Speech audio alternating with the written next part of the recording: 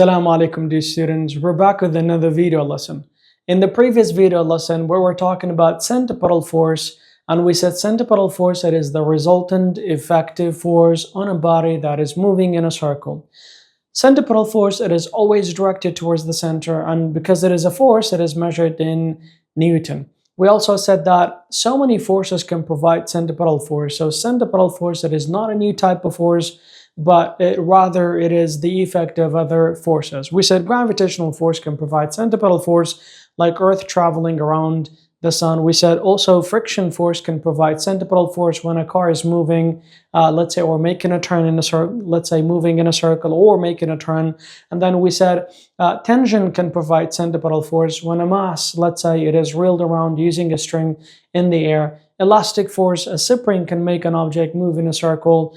And then we also said that magnetic force can provide centripetal, electrostatic force can provide centripetal, and we also said that normal force can provide centripetal force too, and the adhesive force as well is one of the other forces that can provide centripetal force.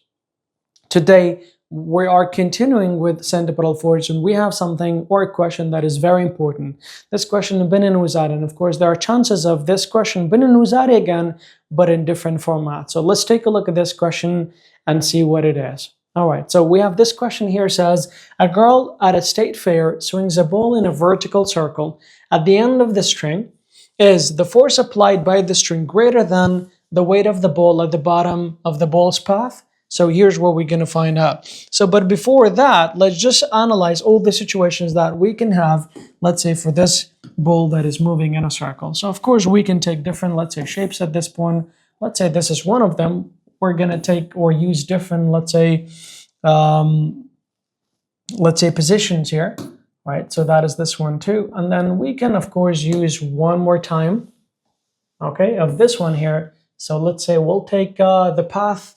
Or first of all, we're going to just see, for example, how it works. So watch this one here. So this is a ball moving, right, at a circle here on this one. So there is a ball moving, right, in a circle using a string here. So if you remember previously, we said always remember or underline the keyword centripetal force, that is the resultant force. So before you do that, let me just walk you through this. What are the forces acting on this mass and string? Maybe before that, let me tell you this. If we only have a string and a mass, let's say, we know that force of gravity is always downward, and F tension would be upward to balance this. Remember, if these two are, let's say, balanced, if tension or Fg it is equal to force of gravity, if Fg it is equal to F tension, then of course the mass will be balanced, but without moving in a circle. Don't forget, that is only if these two are equal to one another. But what if this mass is moving in a circle? Now we have more than one forces acting on this mass. So we can say force of gravity, it is always downward, we can say, right? And then there is a tension force, which is inside the string that keeps, let's say, the mass, let's say, from falling further, let's say. And then because this object or this mass is moving in a circle, there's also a centripetal force acting on this mass because it is moving in a circle. So at this point here, if you remember the previous lesson, we said whenever you have situations where, let's say, concerning centripetal force, always make centripetal force the subject, which means, right, centripetal force at one side of the equation first. So once we do this here, then what are the forces that are left now acting on the mass? Let's say there are two. One of them is tension upward, the other one is Fg upward. That is another good question here at this point. Now, because these two forces are on opposite, same line, but in opposite direction, we have to subtract one, let's say one from the other. But here's the question, which one from the other one? And if you remember from the other lesson, we said that always, or the force that is directed towards the center, it is always greater or must be greater than the other force. If it is greater, of course, we always say big minus small in that case here. So once again, at this point, I'll have to say F tension minus Fg. So let me tell you what would have happened if it was the opposite. Remember, if Fg were greater than F tension, then of course this string would have cut and then the mass would have fallen at this point. But if F tension is greater, it would not only, let's say, stop the mass from falling, can also make a move in a circle as well. But I'll ask you another question too, perhaps maybe after this. But that is not the question. The question is about the tension here. But remember this is the question that you need to start with, or this is the main equation. Once again, F centripetal, it is the net, it is the resultant here, it has to be the subject, and then we're left with two forces, one up, one down. We always have to say bigger force minus smaller. Then why do we write F tangent first? So you can interpret this in many ways. One of the reasons you could say it is directed towards the center, and because the object is moving in a circle, so this force must be greater than Fg here. Another way to say this, if Fg were greater than Ft, then of course the string would cut, the mass would have not stayed on a circular path. But the question is about F tangent, whether F tangent is greater than the weight of the ball here. So now we'll have to make F tangent the subject, let's say. So of course we're just going to move this one to the other side here, and then I'll rearrange the equation. We can say F tangent it is equal to Fc, and if we move Fg to the other side, it is going to be positive or plus Fg at this point here. So now at this point, I believe you clearly have an idea whether F tangent is greater than Fg or not. Let's just assume that, let's say Fg or F, let's say gravitational force is 10 Newton here. And of course, there is a certain Fc because the object is moving. So even if it is just 1 Newton, once you add this together, for example, now you get a result of, let's say 11, which means that F tangent is going to be 11, but we said Fg, for example, it is going to be 10. So no matter what Fg is, you're always going to add something, like to that Fg. So as a result, F tangent is going to be greater than Fg. So going back to the question, is F tangent of the string, let's say, at the bottom of the path or circular path, is it greater than gravitational, the weight of the ball? The answer is yes, okay? Once again, if it was not greater than, it would either, what if it was equal, by the way? If it was equal, this two, of course, would have been balanced. The object would be at equilibrium. So Fg downward, F tangent upward. If these two were equal to one another, the objects or this mass would be balanced without moving in a circle. So that is what would have happened at that point here. So, but remember, now that is the answer to the question. So we'll say F tangent has to be, like as great as two forces. One of them, it must be as big as or provide, like a force that is as big as two, let's say. One of them, it has to be as big enough, let's say, or big enough so that it can stop the mass from falling. That is 1 second. It also has to provide an extra force so that it can move the mass in a circle. That is the first case that we have, and that was the answer of the question we just had. Now, what if the mass, let's say it is at the top of the circular path here, at this point here. So once again, these are all the forces. Now at this point, what are the forces acting on the mass? We know that we said earlier that Fg is always downward, that is one. And then there is F tangent, which is also downward here. We could write that one here. So let me write it here. What about Fc? Because the mass is moving in a circle. So even Fc, let me just maybe draw a larger arrow. Even Fc, it is directed towards the center because, like it is moving in a circle. So at this point here, once again, make Fc the subject, right? Because it is the resultant or the net. But now this 2 point here, we can say Fg and Ft are both in the same direction. And what do we do if they are in the same direction? We'll just add them up. So we can say Fg plus Ft. At this point, it doesn't matter which one you write first, as long as it is addition between the two.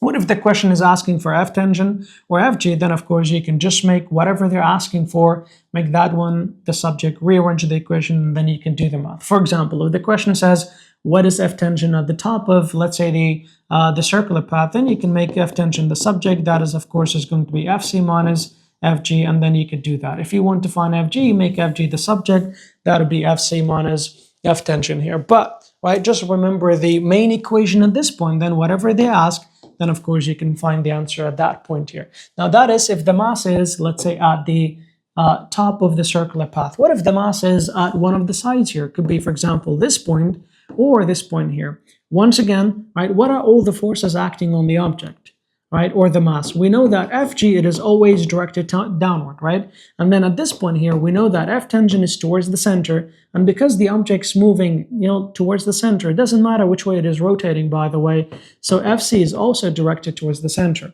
But at this point here, you can see that this Fg, it is at right angle to the direction of, let's say, the F tangent, so this Fg is not going to affect this 2 at this point here. So now at this point, what is Fc? It is equal to, we could just say it is equal to F tangent at this point here. So we can say, or you can see that only F tangent is now going to provide the centripetal force at the sides at this point here. So we're not going to include FG because it's not going to affect that. If you understood this, I can guarantee you that you can solve any other questions using the same method. First, always, like write FC as a subject, and then regarding the other two forces, if they're in the same direction, you add them, opposite direction, you subtract them. If there is right angle or 90 degree between the two, that means it's not going to affect, let's say, the centripetal or whatever that we have at that situation here.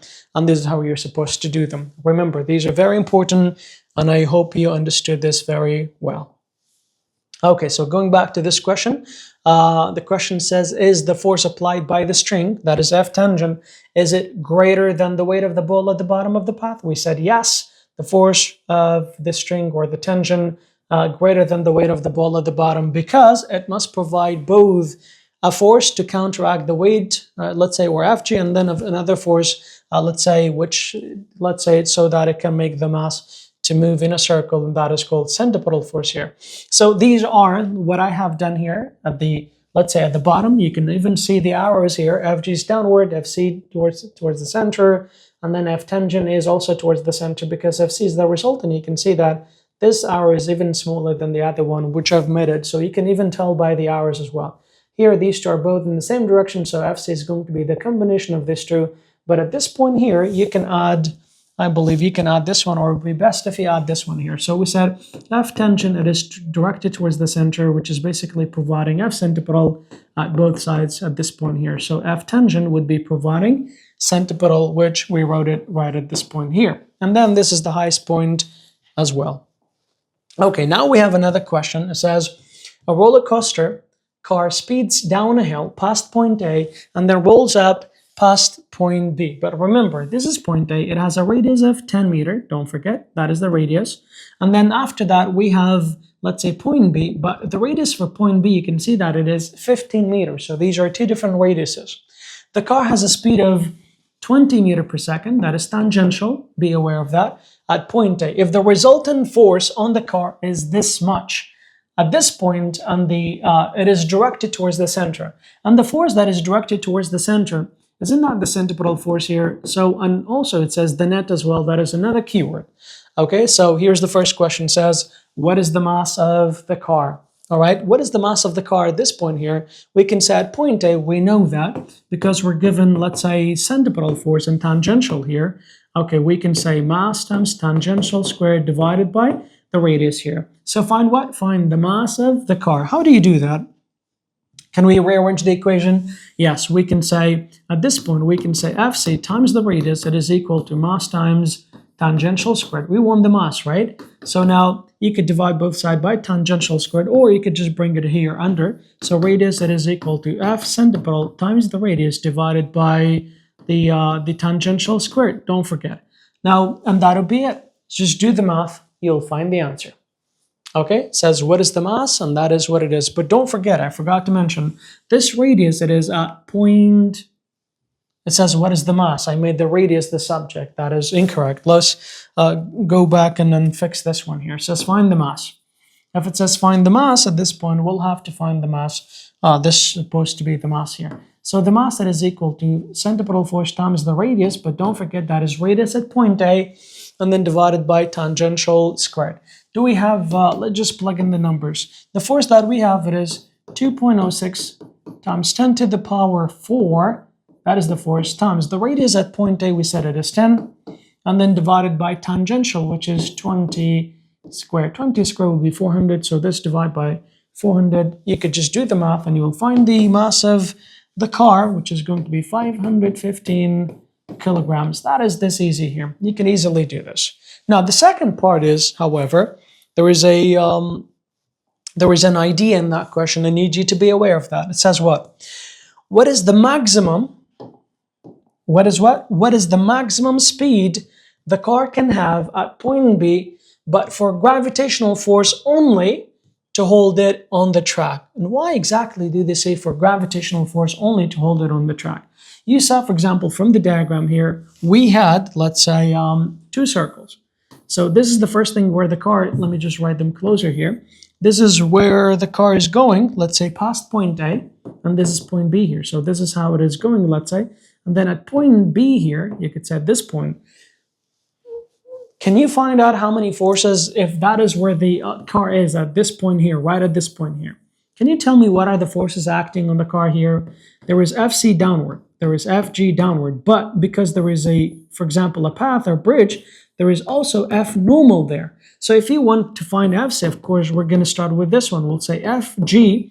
Remember, Fg, it is basically directed towards the center of the circle, so must be bigger, minus F normal. But because the question says for gravitational force only to hold it in place, so we're going to disregard F normal. We'll just say Fc, it is equal to Fg. This is the key. You need to be aware of that. If they were not saying for gravitational force only, then you should have, said Fg minus F normal at this point here. All right, so what is the question here? It says to hold it on track. So find the translational speed. Once again, because it says to find translational, so Fc is equal to mass times translational speed squared divided by the radius. But what radius? Remember, at point B, it is equal to Fg, which is mg here. Now we can cancel out the mass on both sides. Okay, now remember, if I want to find V tangential, can I just cross multiply? Yeah, so we could say V tangential squared, it is equal to gravitational free fall acceleration times radius at point B here. But we want tangential, so you will take the square root. So tangential, it is equal to the radical of gravitational acceleration times the radius at point B. You have the gravitational acceleration 9.81. You have the radius at point B, which is 15 meters. Do the math, you'll find the answer, which is going to be 12.1 meter per second. This is the maximum speed the car can have at point B for gravitational force only to hold the car on the track, let's say. Okay, we have another question, which is also very important. It says, an airplane is flying in a horizontal circle at a speed of 105 meters per second. Yes, it's meter per second, so this is tangential. Let's write these numbers here. So this is tangential. It says the 80 kilogram pilot, so this is the mass of the pilot, does not want the centripetal acceleration to exceed 7 times free fall acceleration. So remember, acceleration, or IC, we do not want, or the pilot does not want to exceed 7 times. What does it mean, Baba? You have to translate or interpret words and make it an equation out of it. Does not want to exceed, does not want to be more than 7 times gravitational or free fall acceleration, which is g at this point here. Okay, so the first question says find the minimum radius of the plane's path. And there is also another idea. Why do they say find the minimum? Why didn't they just say, for example, just find the radius of the circular path? Well, there is an idea in that, and let me tell you what exactly this idea is about. First, let's bring this one here.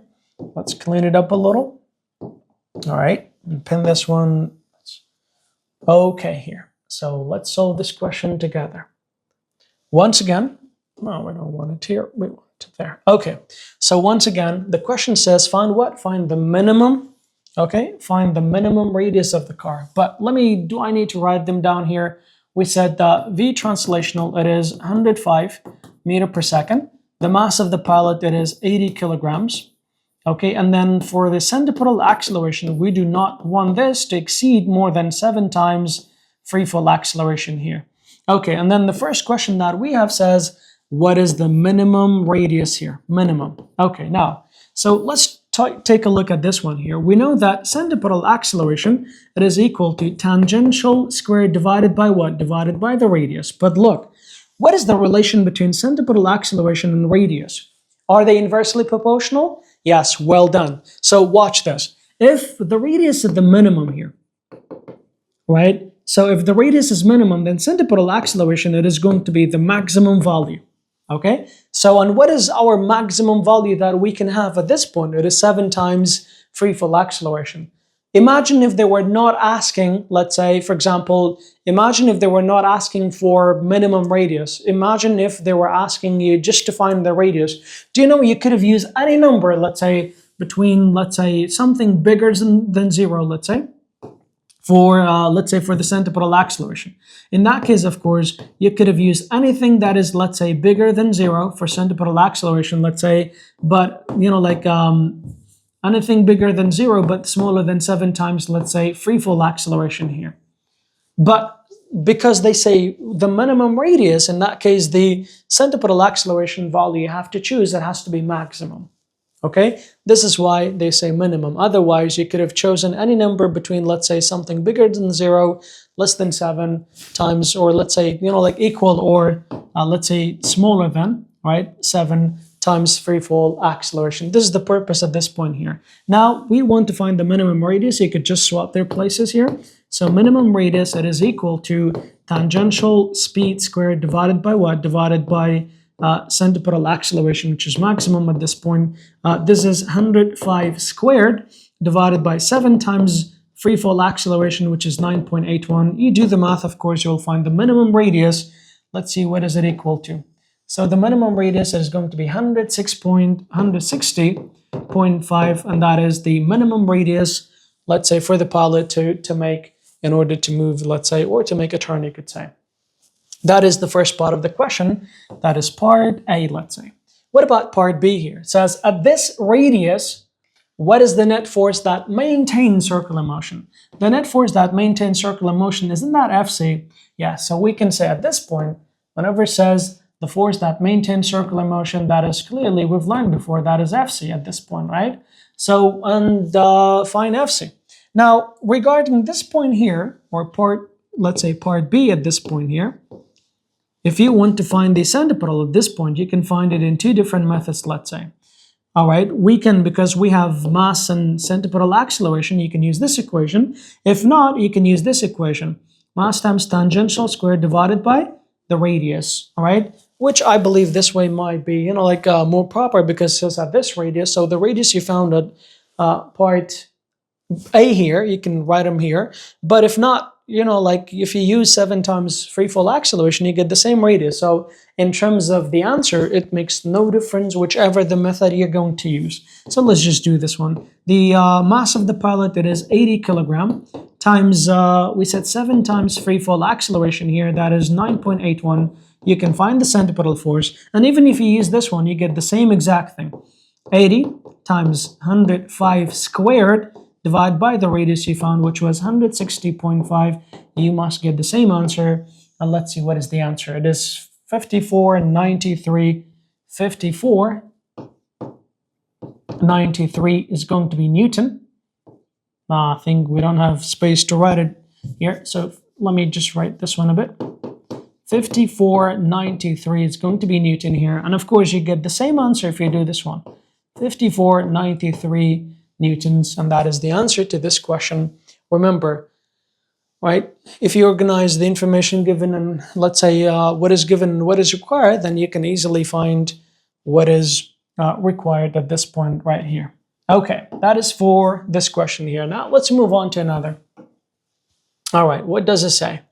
Or the next one that we have says a car travels. Remember the other session I told you, sometimes it tells you the car travels, let's say at a circumference, let's say of a circle, travels around, let's say a circle with a circumference of this much. But sometimes the question does not mention the word circumference. So how do we know that? We said whenever it says travels around, let's say that means around a circle, of course, that number that is given, it is going to be the circumference. So be aware of that and make sure you know how to do this. Let me give you an idea how you can solve this one real quick in case you forgot how to do it. Okay. So here's what we have for the first question, let's say. All right, so what does it say? It says a car travels around 3.14 kilometers. What is the circular track? So we said whenever it says circular track, this distance that is given is going to be the circumference. It is 3.414 kilometer, which is going to be or let's just convert it to meter, 3,140 meter. That is the circumference. But remember, circumference, it is equal to 2 pi r.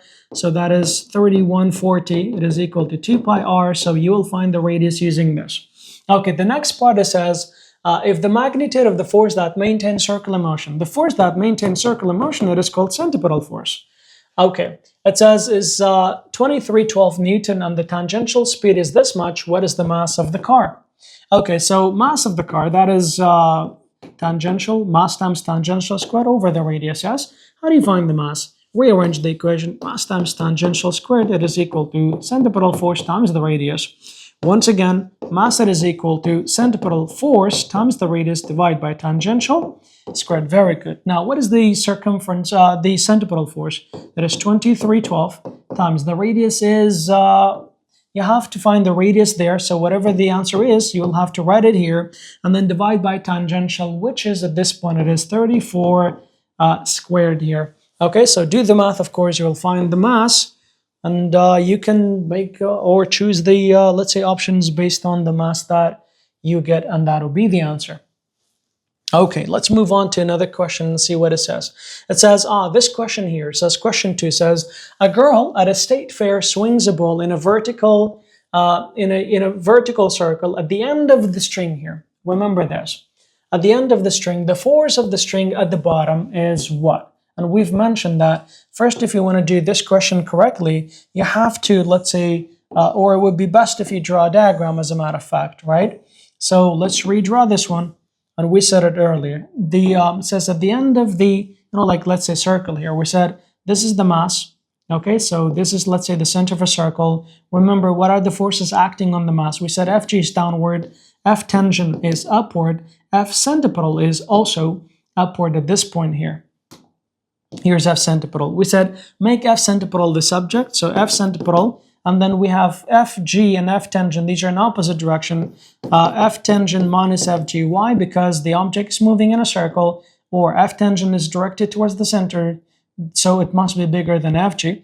And then make F tangent the subject at this point. F tangent, it is equal to Fc plus Fg. So whatever Fg is, you're going to add something to that, so that'll be the F tangent. So clearly F tangent, it is going to be bigger than the F tangent is going to be bigger than the weight of the ball. Let's analyze the option. It says the force of the string, all right, at the bottom is it less than the weight of the ball? No. If it was less, then of course the string would cut and then the mass would fall at this point.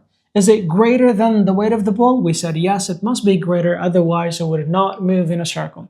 Is it equal to the weight of the ball? No. If it was equal, then of course this two would have been balanced and then there would have been no circular motion. Be aware of this one as well. If these two, if F tangent were bigger, let's say, than F or equal to F tangent, then there would have been at equilibrium, there would have been no circular motion. Is it 0? No. So the correct answer is option B. All right, now another question regarding, let's see what else do we have at this point here. Okay, the next one that we have, it says, which of the following equation, three first maybe, one of the following equation is not true. I think that's too easy. Which of the following equation is correct to calculate the centripetal force? Again, that is easy. What about question 5 here? It says, which of the following is not true for an object moving in a circular path? So let's analyze this question and see which one is right or wrong here at this point here. Okay, so the first thing that we have here says the direction for, let's say, moving in a circular path. So there is an object moving in a circular path. All right, it says the direction of the tangential velocity is always changing. Is that true? The direction of the tangential velocity is always changing. So this is true, right? So there's nothing wrong with this one. The object is at equilibrium. Is it possible? We were just saying the direction is changing. So can we say the object is at equilibrium? No, because if the object is at equilibrium, the speed would not change, the direction would not change, then it would have been at equilibrium. But you can see, since the direction is changing, the object is not at equilibrium. So this is the choice that we're looking for. But let's see the other options. The centripetal force, where a centripetal force acts on an object. Of course, if it is moving in a circle, there's always Fc here. And there is always centripetal acceleration too. D says the acceleration is towards the center of the circular path. Of course, there is centripetal acceleration, which is towards the circular path. So only option B is incorrect in that case, or not true for this question. So that is what you're going to choose. This question, remember, it says because of Earth's rotation, so it is repeated. You can see that. And then of course, I would recommend you always draw a diagram in order to help you at this point. Let's say this is the Earth and this is the equator. And if a person is here, what does it say?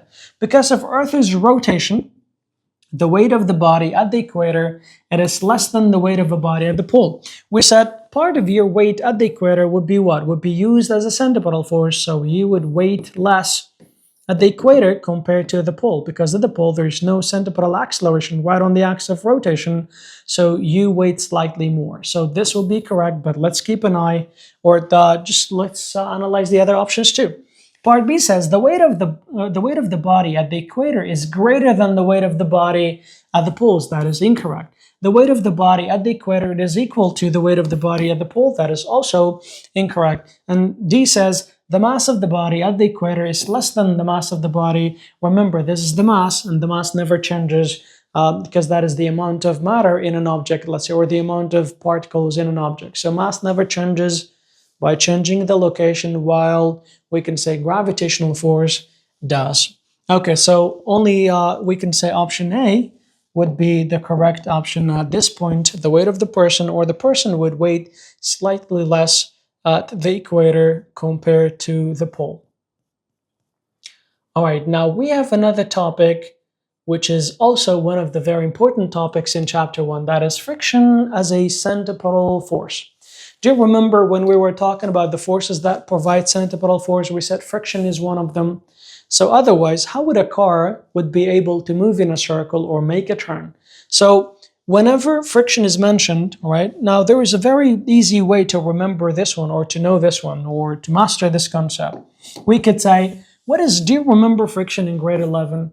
We said friction in grade 11, of course, it was F static friction, let's say, it was equal to coefficient of static friction times F normal at this point. And of course, this is measured in Newton. This is because if you make mu s the subject here, that would be F friction over F normal. These are both measured in Newton, so they would cancel out. So mu s it has no unit, we can say. And F normal, you know what is F normal? If, for example, if an object is, let's say, on a surface, Fg is always downward. So what counteracts that downward force, it is F normal at this point. So when an object is moving in a circle, remember this, let's just say a car wants to make a turn at this point here. We said the force that allows the car to, for example, make a turn, it is force of friction. So force of friction here would provide the centripetal force at this point here. But now at this point, I need you to remember this two only at this point right here. So we can say, let's just ignore this one at this point here. Now we're talking about grade 12. Whenever we can say friction force is mentioned, or we can say friction as a centripetal force. Friction, let me just write nicer. Friction as a centripetal force. Right? Friction as a centripetal force. Whenever friction is mentioned as a, let's say, provider of centripetal force, the only thing you need to remember is this. You can say mu s, okay, that is coefficient of static friction. You need to remember this, right? If we have, at this point here, we have two surfaces. What do I mean by two surfaces? For example, if a car is moving on a horizontal track, okay, that is a surface. You can call it a horizontal surface. This is how cars make a turn here. And then there's another surface, which I'm going to tell you next here. All right, so here, let's say horizontal surface, horizontal, right? The next surface is, let's say, vertical surface. What is a horizontal surface? For example, if you have a car moving, let's say, on a surface, or on a racetrack, let's say, right? So car on a racetrack, let's say racetrack. Okay, that is one. What about here's a car, let's say, moving on a racetrack here. Okay, what about a vertical surface? For vertical surface, we have two, let's say, surfaces that you need to remember. There is a cylinder wall here, like people, let's say, do that for, or go into the cylinder wall, then the cylinder wall is going to rotate here. So at some point here, the floor is going to be removed beneath their feet in here. So we know that Fg, it is downward at this point, but what stops them is force of friction. Then their back is against the wall, but at this point, the wall kind of like applies a force back on them, and that is from the surface here. So that is going to be the normal force, which is directed towards the center of a sphere. So at this point, we can say normal force provides a centripetal. So this, as you can see that, this is a vertical wall. And then there is another example here. We can say a bobsled. Once it wants to make a turn here, of course, it has to almost like climb a wall here. So at this point, again, this is another example of a vertical surface here. So Now, like let's make it let's not make it too long here. Just remember this: if it is a horizontal, what is this? Horizontal surface, okay? And then what is the equation that you need to know? We can just say mu s at this point, it is equal to centripetal acceleration divided by gravitational free fall acceleration. That is if the surface is horizontal. What if the surface is vertical?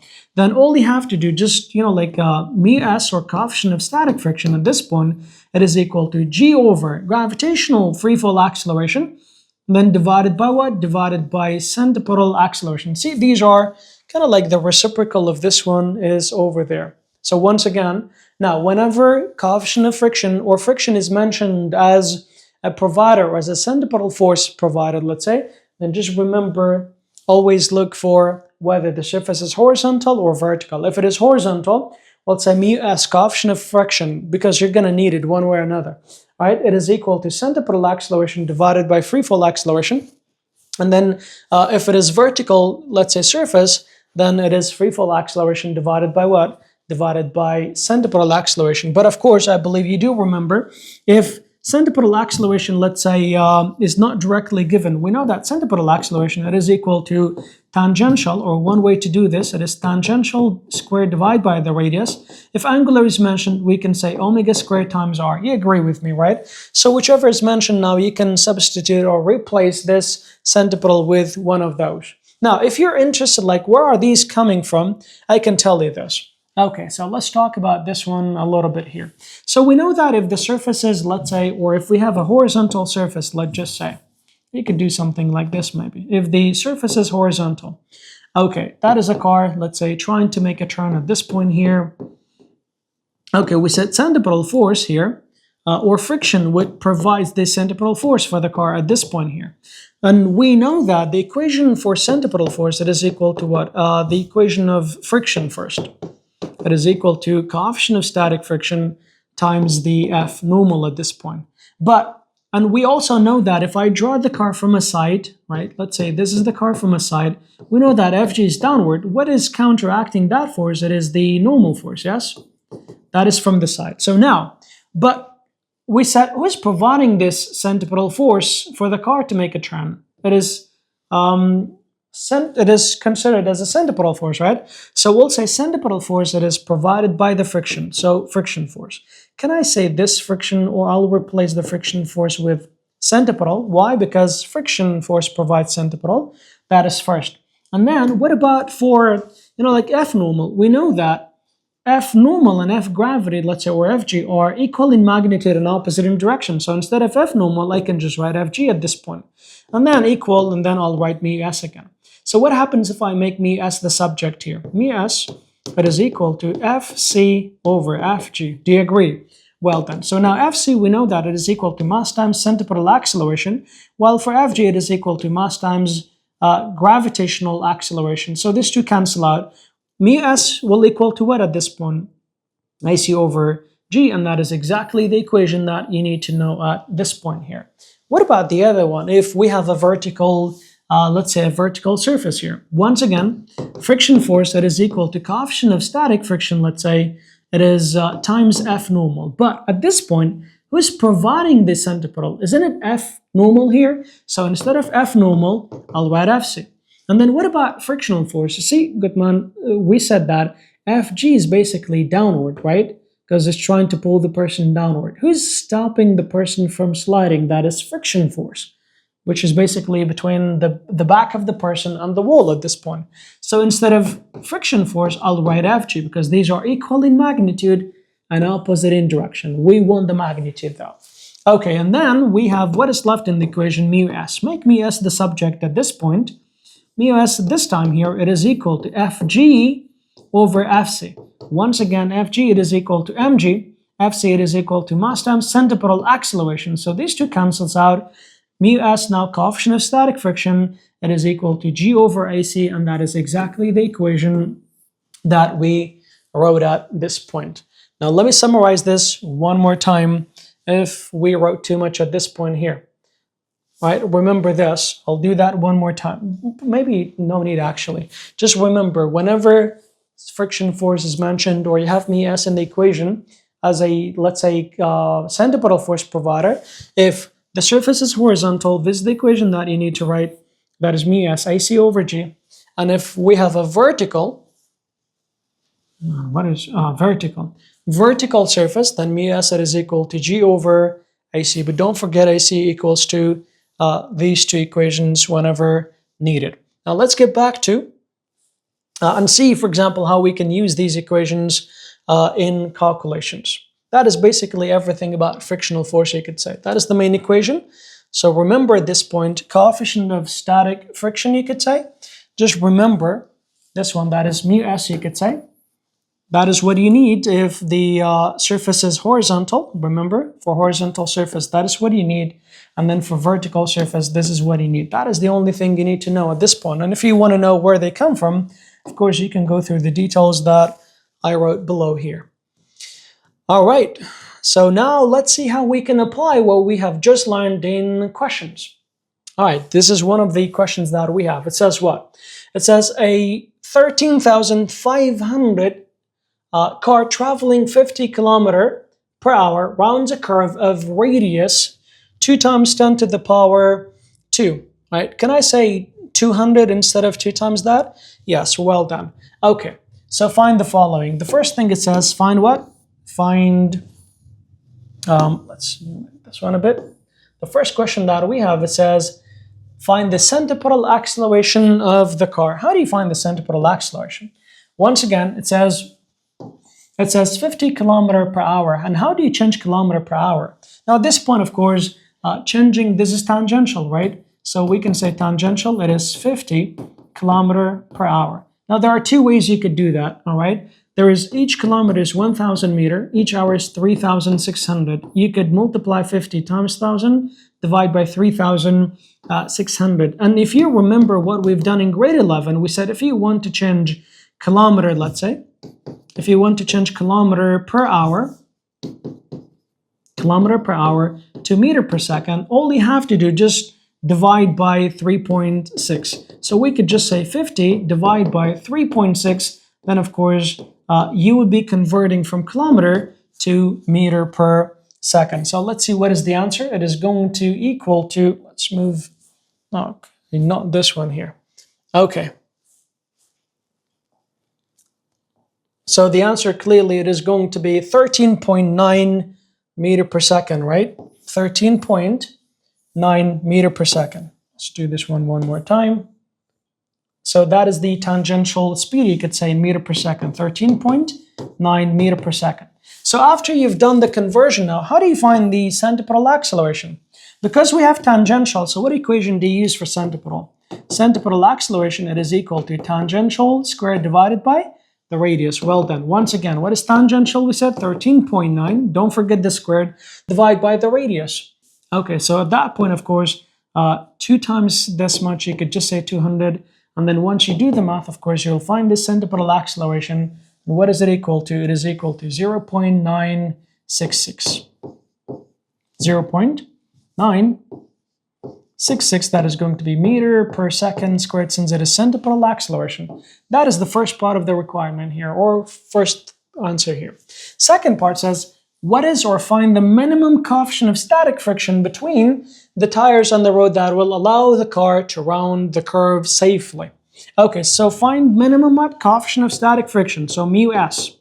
That is what is it called? Coefficient of static friction. But here's the thing.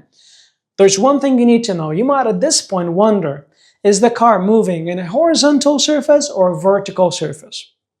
All right, so it is obviously clear that the car is making a turn in a horizontal surface. Normally cars make a turn at a horizontal surface. They don't, have you seen, for example, a car moving on a vertical surface? Don't tell me that a death wall or whatever at a death wall. We're not talking about this. If they were talking about that one, of course, they would have mentioned. Some of you might not even know what is a death wall, let's say. So ignore that one. Remember, cars will always make a turn at a horizontal surface here. Okay, so if the surface is horizontal, we could say, remember, we said you just need this one.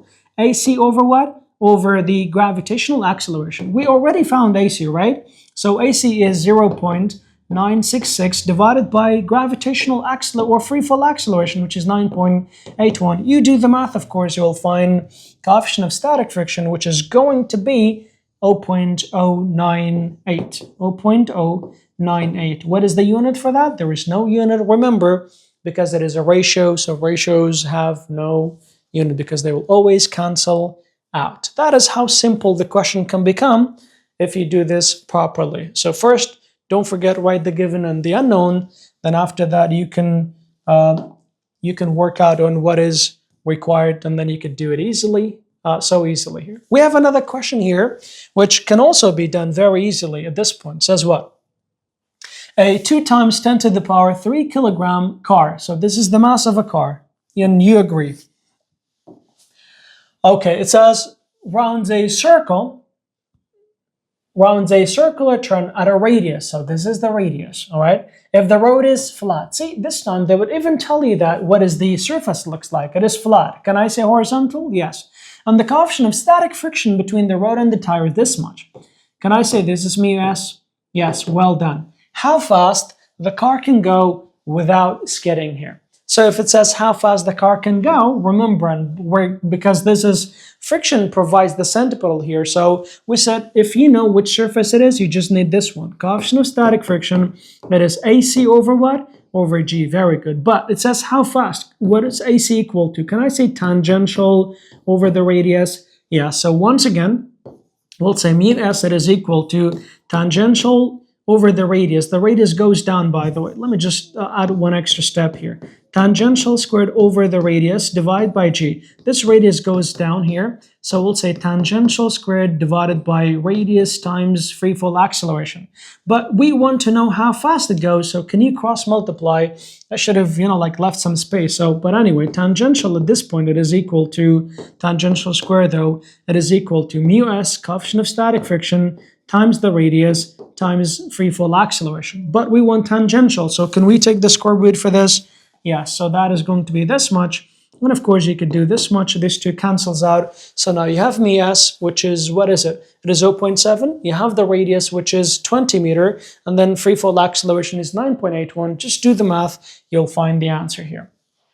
So should we write it down? You could do the calculation now. 0.7 times 20 times 9.81. And that's it. You do the math, you will find tangential. But what would be the unit for tangential?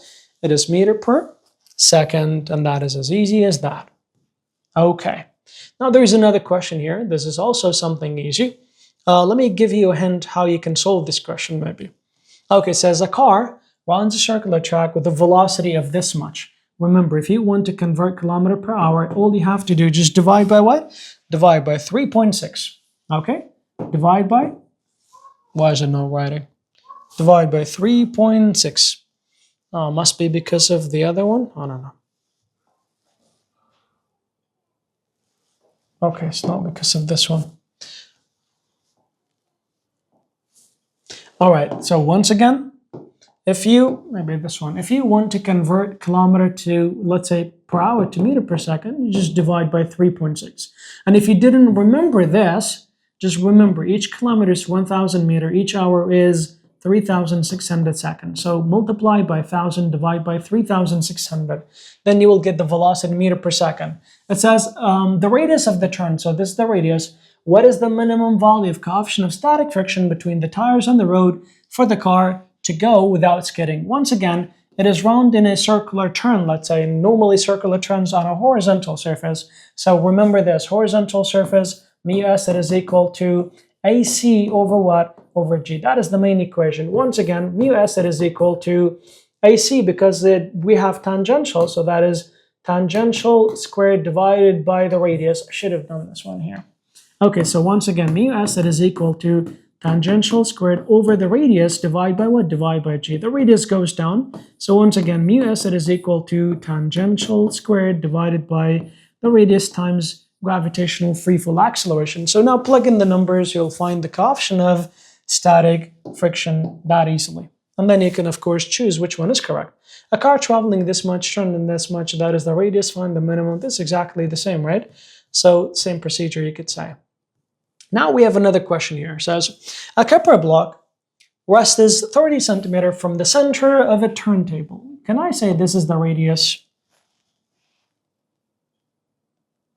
Okay, I don't know what is wrong with this, but all right, let's try.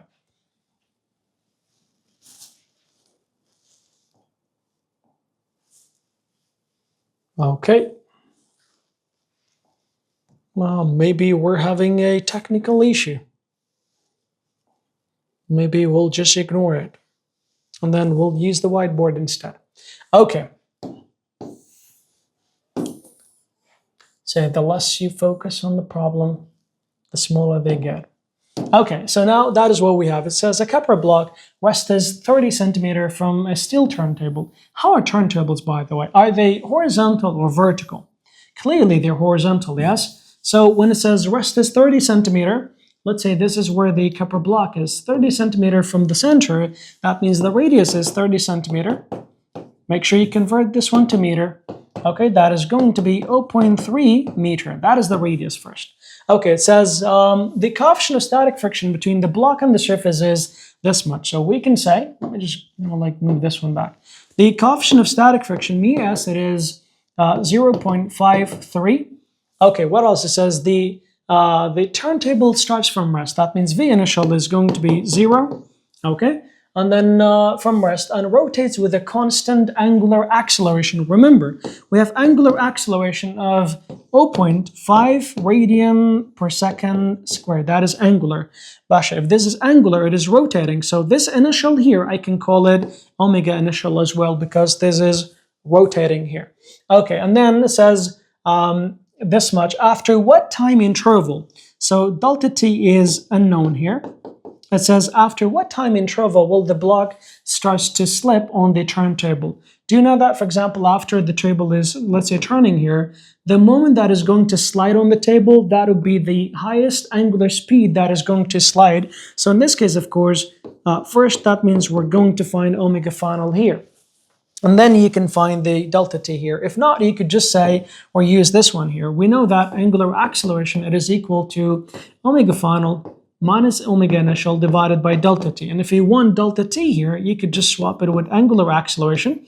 Delta t, it is equal to omega final minus omega initial divided by angular acceleration. We have initial, which is 0. We have angular acceleration, but in order to find delta t, we need this final angular speed. And how can I find final angular speed? Because the coefficient of static friction is given, then I can easily do that, right? Let's give it a try. So we'll say coefficient of static friction, we've mentioned that earlier, it is equal to, because the surface is horizontal or flat, we said it is AC over G. You do know this one. And because we want omega this time here, not tangential, what I use for AC now? Can I use omega squared times R? This omega squared is going to be final. Why final? Because initial is given and is 0. And at the highest, when it is rotating with the highest angular speed, then that will be the moment that this copper block it is going to slip or, let's say, move out of the table here. And then divided by G here. So once again, right, because let's say coefficient of static friction is given, now you could just make omega the subject at this point. What would it become here? So use cross multiplication at this point, that would be what? Omega final squared, it is equal to coefficient of static friction times G divided by the radius. But since this is squared, I'll have to take the square root for this one. I'll do that here. So once again, omega final, it is equal to the square root of what? Of mu s, that is coefficient of static friction, times gravitational free fall acceleration, divided by the radius. Do we have every one of those? Yes, if not, that means you've done something incorrect or go change the equation. So what is coefficient of static friction? It is what? It is 0.53. That is 1. Times gravitational free fall acceleration. That is 9.81. Well done. Divided by the radius. What is the radius? It is 0.3. Once you do the math, of course, you will find omega final. And what is omega final? Let's see, what is it equal to? It is equal to 4.2 radian per second. 4.2 radian per second. Now, can I use this number back into the equation here? Yes. So I'll say 4.2 divide or minus 0 divided by angular acceleration, which is 0.5. Now clearly this is going to be equal to 8.4 because it is delta t, so it is going to be 8.4 seconds, and this is how you can do that. Okay, I hope you understood what I did. This part becomes or looks a bit messy, but I believe you still can see what I have done here at this point. Okay, so that is what it is. Okay, now here we have another question, and this question is a bit different. Why? Because we don't have a horizontal surface, we have a vertical surface. Do you remember? We said mu s, if it is a horizontal surface, mu s coefficient of static friction, it is equal to AC over G. But if it is a vertical surface, remember, we said mu s, it is equal to G over AC. Well done, you need that one, keep it in mind. It says, in a popular amusement park ride, a cylinder of radius 3. So we have a radius. Okay, the radius is what? The radius is 3. So here's the radius. 3 meters, no conversion needed. Is set in rotation at an angular speed, okay? Of angular speed of 5 radian per second. So this is angular speed, you could see.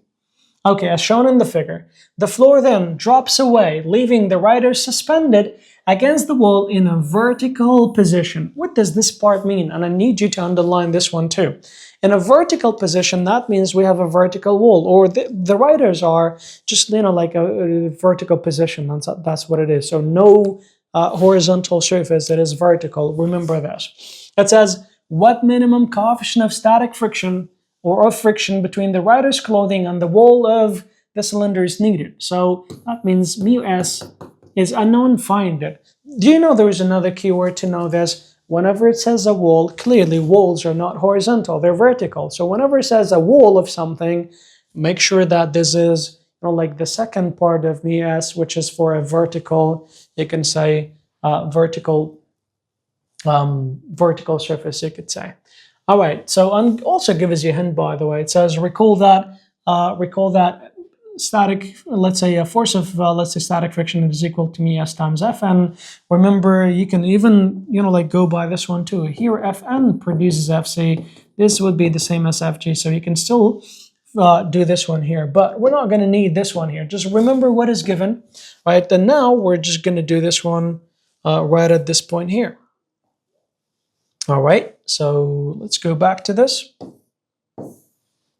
All right, remember we said if it is a vertical wall, here's the vertical wall that we have.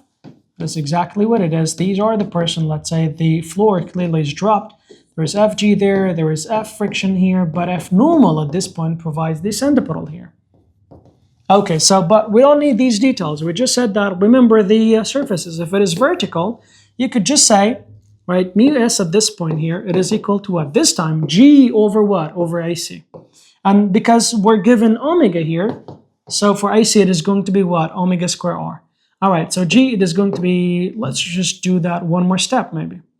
Okay, so G over, instead of AC, we have omega squared R once again because of this rotation here.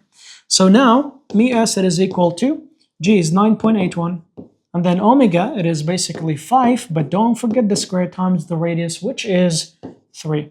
You do the math, you'll find omega, the coefficient of static friction, which is going to be 0.13. Once again, what is the unit? No unit because it is a ratio. This is how simple the questions can be. All right, let's see what is next. Rotational motion. This is also very interesting. Okay, now it says, to better understand the motion of a rotating system, consider a car approaching a curve. Now, clearly this have happened to you at least maybe once in a lifetime, if not, of course, if not more, which is clearly more. Once, let's say you're sitting inside a car and out of the sudden, the driver makes a sharp turn. Maybe there's a car in front, God forbid, maybe there's a child, or for any reason. Maybe the person just like to drift and then rotates, let's say, turns the steering wheel, very quickly. So what happens in this case? Now you, of course, would be kind of like sliding across, let's say, the seat, and then you would just hit the door. But have you ever wondered why exactly this happens? That is, of course, again, it is because of the centripetal force here. Okay, so let's just say here's, the driver actually, let's just say, maybe the turn a bit, like sharper at this point here. This is, let's say, what happens here. So here's a driver at this point is moving in a straight line. So we know that that's easy enough. So of course, inertia tends to keep you moving in a straight line. And you agree with me, right? We've studied this last year too. So inertia always tend to keep objects moving, like let's say in a straight line. Always tends to keep things as, let's say, or what they are, let's say.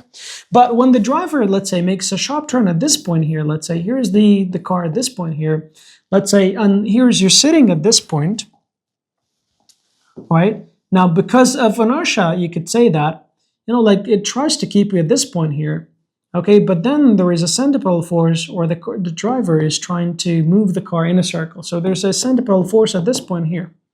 Okay, so we'll say this.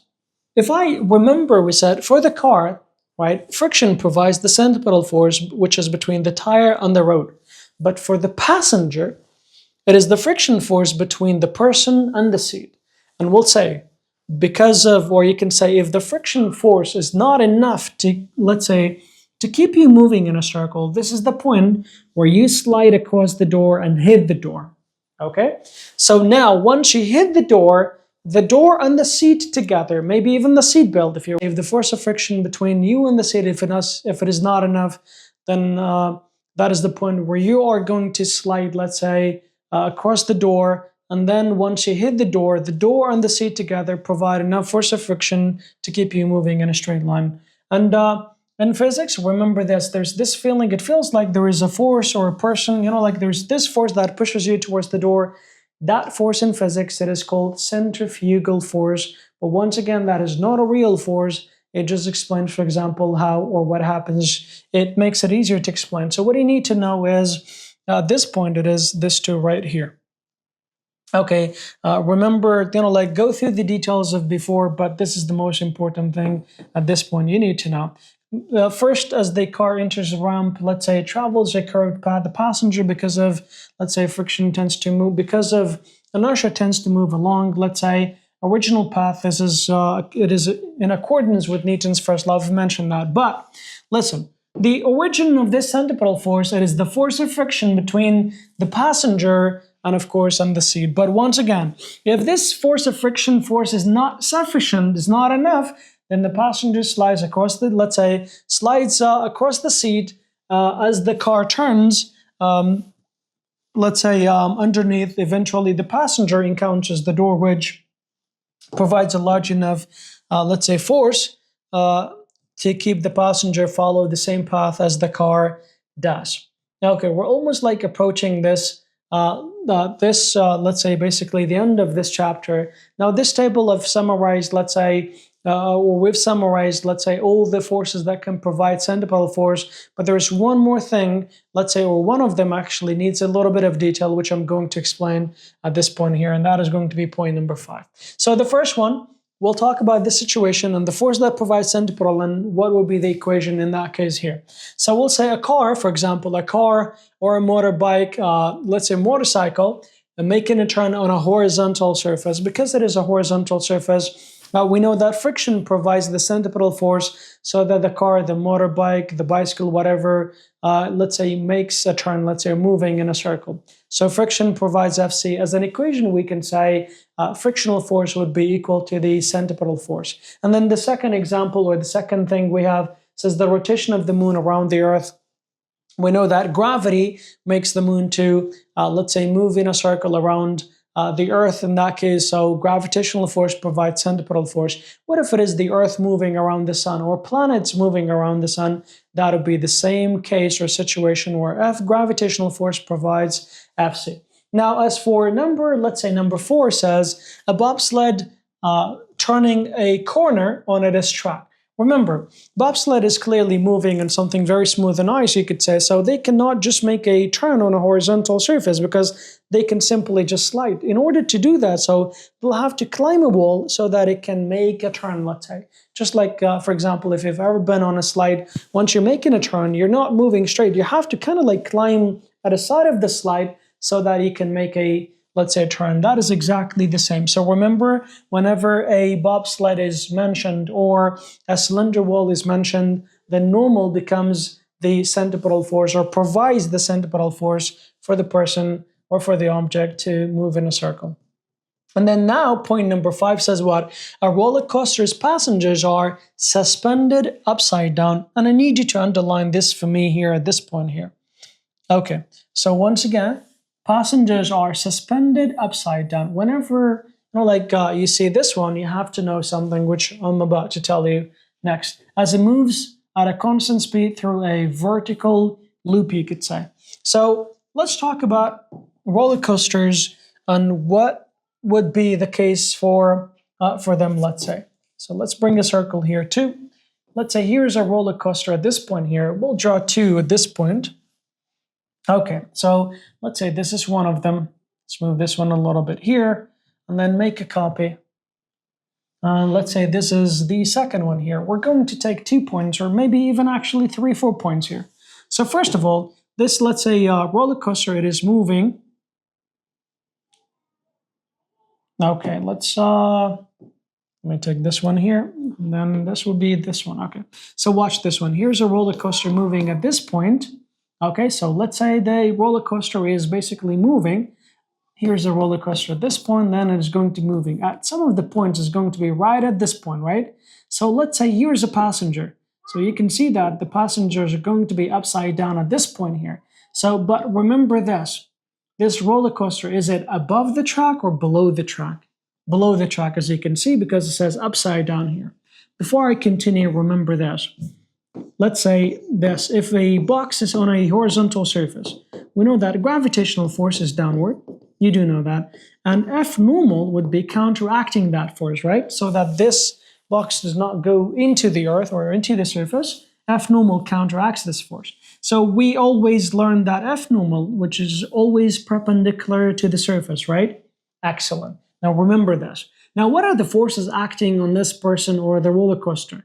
We know that F gravitational force is always downward, okay? And then because the, let's say the person is moving in a circle, there is F centripetal as well. What about, we have the normal as well, F normal, which is also, you can see it is directed downward. The reason why, because this roller coaster is not above the track to say it is upward here. No, it is below the track. So below the track, or you can say this is the surface or the perpendicular surface for the roller coaster at this point. So F normal is downward as well. At this point now, if we want to know what is the centripetal force, remember, we always make centripetal force as the subject. In this case, of course, it is going to be F gravitational plus F normal here. Sometimes with, like this Banana Wazari, like one says, for example, what provides the centripetal for the roller coaster here is the gravity, you could say, and this one you could say F normal or the path as well, you could say.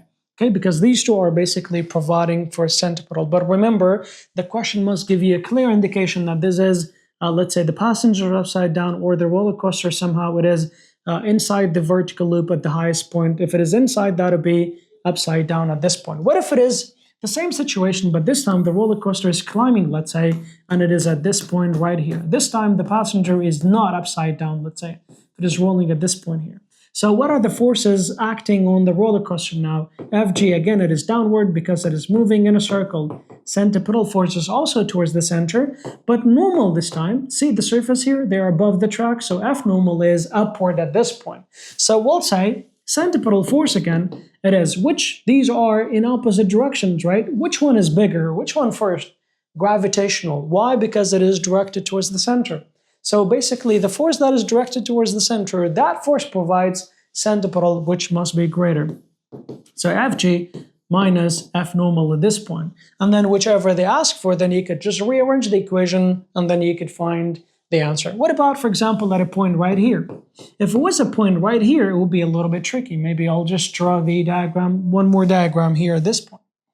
Okay, so here's another diagram. What if the roller coasters were like at this point here? They're about to climb up, for example.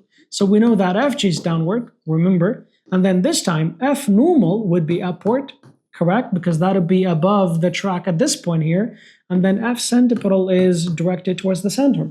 Have you noticed? So once again, F centripetal, make it the subject, that is going to be which one minus this one this time. Don't, don't fall for this one here. All right, just because let's say gravity was, or Fg were providing F centripetal here, does that mean it provides it here too? No. Which one is directed towards the center? It is F normal. So this one must be bigger. This one must be the main provider here at this point. So we'll say F normal minus Fg at this point. So if they ask for this one at any other points, then of course you could just simply do this one. Remember the mass, let's say moving in a circle using the string. There we had a string here. So F tangent was providing centripetal. Now F normal, it is directed towards the center. That would be the main provider. Fg would be opposite direction. So we just subtract that from the, we subtract Fg from F normal here. So that would be the equation at this point here. Okay, now I believe that would be enough. What if it is at one of the sides here, which I don't think they'll ask you, but at this point, remember, whether this point or the other one, isn't it sort of like climbing a wall here at this point? Yeah, so at this point we can say Fg would be downward, and then at this point here, F normal, didn't we say whenever we have a vertical wall, F normal provides Fc? So that would be the fourth case you could say. We could just say F centripetal, it is basically, or would be equal to F normal, or F normal provides that. What about Fg? Because it is at right angle to this one, is not going to contribute to the centripetal, so not going to affect it, you can say. So that would be the case at this point here. But the two main situations where you have to be aware of is this one. Whether if it is at the top, for example, whether it is below the passengers, below, upside down, or above the track. Make sure you do know this Ch.1 here. This is what I wanted to tell you, and I hope you understood this one here. Make sure you practice enough. Now moving to the next point, point number 6 says the cylinder of the amusement park, right? Whenever it says cylinder wall, we said it is the normal force that provides centripetal. What about the rotation of electrons around the nucleus? These are negative, positive. The electrostatic force F centripetal would be provided by the electrostatic force. A pilot making a turn on a horizontal altitude. Remember, a pilot, not the plane. So if it is a pilot, the pilot is sitting on the seat, right? So that would be the friction force between the pilot, the seat, and the seat belt. You could even say the steering wheel or whatever. So any place of contact between the plane and the pilot, let's say. That'll be the providing, all of them would contribute to the friction, which is basically providing the centripetal force here. A bicycle moving around a flat circular track. We said bicycle, motorbike, car, all that basically is basically the, don't forget, we have, like the bicycle and the bicyclist. Bicyclist would be the person. If a person is moving in a circular track, what force provides that?